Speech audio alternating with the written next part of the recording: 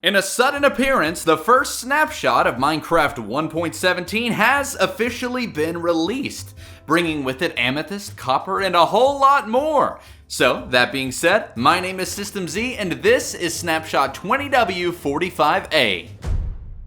If you enjoyed the video, consider subscribing, or else the lightning rod will strike you with thunder. I don't know.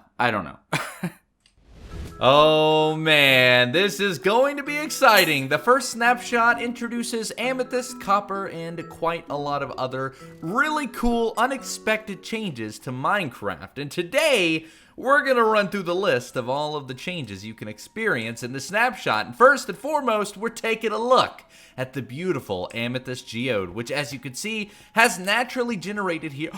Wait a minute.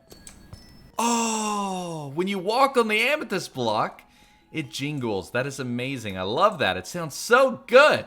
But anyways, this actually naturally generated in this world, and you can see that it's made up of 3 layers. We've got a new block known as Tuff, which looks very interesting and very similar to Slate. So that's a very exciting new block. And then of course, Calcite instead of Marble, which again is also amazing. Anytime we get new blocks in Minecraft, I'm there for it. But what about the meat and vegetables itself? That's right, the purple amethyst block. What exactly is this? Well, my friends, it's a block of amethyst, and it's completely useless, other than the cool sounds. However, you'll notice, if you're clever enough, that there is a very slight difference in this block versus other blocks of amethyst. This is a budding amethyst, and it actually grows the amethyst blocks that you see around us. This is what produces the amethyst gem. However, unfortunately, no matter what you use, even if it's Silk Touch, you will never be able to obtain this block, unlike its friend, the amethyst block, as you can see here. A little confusing, I know, but this is so that you have to go to an amethyst geode if you ever actually want to farm the amethysts themselves, which do grow from them, but just very, very slowly. Now, as you can see here, we can use an iron pick with Fortune 3, really any iron pick or above, to obtain yourself some amethyst shards, and Fortune actually gives you a ton. We've got 8 shards from that, which is incredible. Now, if you actually use Silk Touch, we can actually collect this. We just have to reach it. It's gonna take a minute. Just, give me a moment. This will allow you to actually obtain the cluster itself, which is very cool because you can place it anywhere you like. So as long as you've got Silk Touch or an iron pickaxe or above, you're gonna have yourselves a good time. As long as the crystal is actually grown. You do have to wait for it to grow, otherwise you're not gonna get anything. Before we continue on, you can see that these are all of the amethyst related blocks apart from the Tuff and Calcite. We've got the shards, the block, the budding amethyst, and then of course the different growth states of the amethyst clusters. But System Z, what am I gonna use to store all of these new items that I found? Well, don't worry my friend, because bundles were added in the snapshot. Bundles can be crafted using rabbit hide, which is very exciting because rabbit hide generally isn't really used in various different recipes on its own. So that being said, all you need to do is essentially create a little nice boat, put a little rabbit hide on top, surround that with strings, and you've got yourself a fantastic bundle of joy, which as you can see here, we can right-click an item, I believe. I don't exactly know how it works. There we go. Right-click an item onto a bundle to actually store it. Now, as you can see, it's got the items in the lore of the item, and there is actually a limit to how much it can hold, but we were able to fit everything in there all together, and then of course we can right-click to get all of our items back. So bundles are a great way to store a bunch of different items at once, particularly if you've got a bunch of junk in your inventory. Just throw it in a bundle and you're good to go. And then if you want to give a gift to your friend, just, there you go, give them a pile of junk for Christmas. Oh, for me? You shouldn't have. Wait a minute. Oh no, I'm looking for copper and this cave is super dark. What a good segue, System Z. You can now use honeycomb and string to create candles. Something I've wanted in Minecraft since the dawn of time.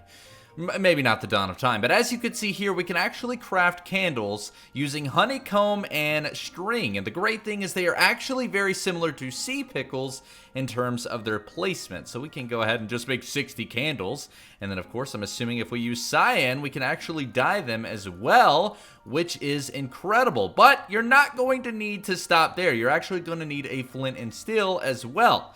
Now we can go ahead and place one candle down, oh, and light it, as you can see, which makes it very so slightly dim. And if we add more candles, it will get brighter, which allows us to control the light level of an area, which is something we really have a little bit of trouble doing in Minecraft currently. And of course, you can see how the blue candles look as well. We've got all of the different color variants, and it is just amazing. I love candles. I've wanted candles in Minecraft for a long time, and now we finally have them. Oh, hey, look, copper. Copper generates in essentially any area where you would find iron ore or coal ore. And as you can see here, it is obtained by simply mining it with any pickaxe, I believe up to iron pickaxe and above. So as long as you've got that, you will be in business and you can collect copper ore. And of course, if you want to smelt the copper ore, you'll just need a furnace or something like a blast furnace. Throw that in there with some coal and you are in business. You will see that we'll get a copper ingot from the mix.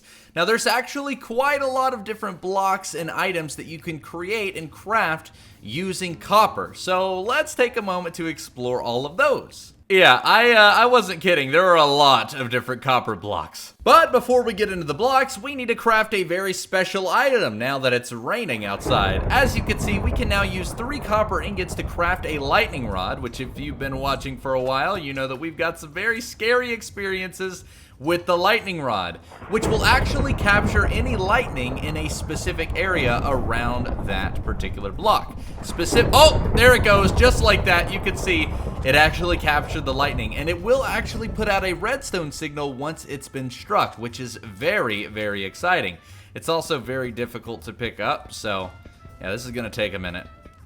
And then of course we've got the spyglass, which is something I think a lot of people have been really excited about, which you can see here. We can use to zoom in really far away and look at the beautiful coral reef, as well as potentially any other mobs that are surfing along the beach side. Look, we've got Nemo. How's it going, Nemo? While we've got this amethyst shard in our inventory, there's actually something that was added that was never really talked about during Minecraft Live, and that is tinted glass, which as you can see here is crafted using a single block of glass as well as amethyst shards. As of right now, tinted glass cannot be dyed, but the reason it's actually very cool is because it keeps light from passing through it, which could be very handy for things like mob spawners or anything that requires low level light while still being able to be seen through. So I'm really excited to see how this block grows throughout the snapshots and the updates. Perhaps we'll get more different glass colors, perhaps they'll have different uses.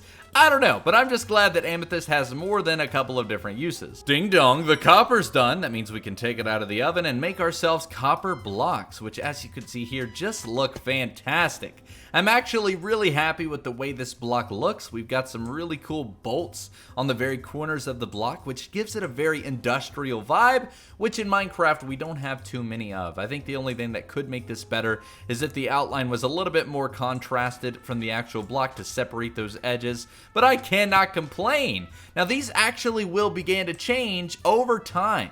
Now I don't exactly know how long it takes, but I think it's around 50 to 82 Minecraft days in a loaded chunk where it'll actually begin to switch to the next stage of oxidization. They're also shiny and just so very rusty, which as you can see here, we've got all of the different states of copper and of course stairs as well. There are also slabs. Let's say there is a very specific weathered version of the block that you just really like and you don't want it to ever change.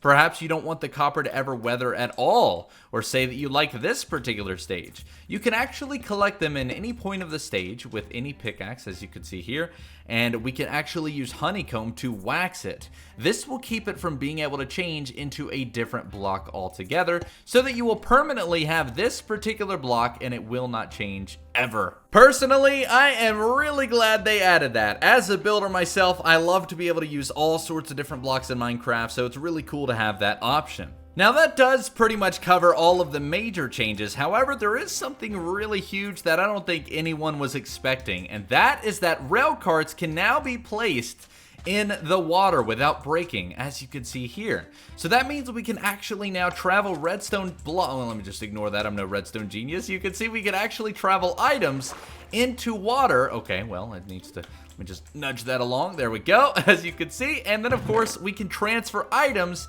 through water. That is unbelievable. I know a lot of people have wanted redstone underwater for a while, and this is just one step closer. I need air! There we go. Oh, hey, a lava bucket. Does this mean I get to cause some destruction? No, no, no, no. You can now place lava buckets into a cauldron, which is a very small feature, but it's something that brings us close to a parity with Bedrock Edition.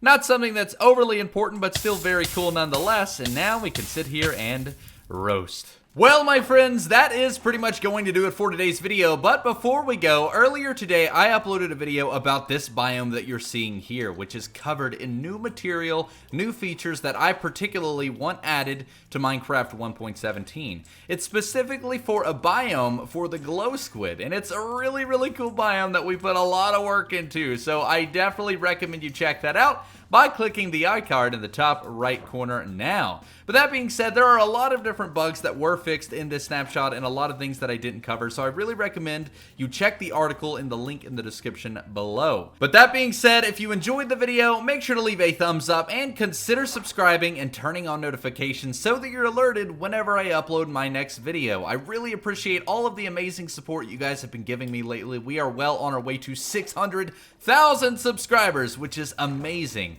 I can't keep going underwater like this. I'm not a good swimmer. I'm sorry.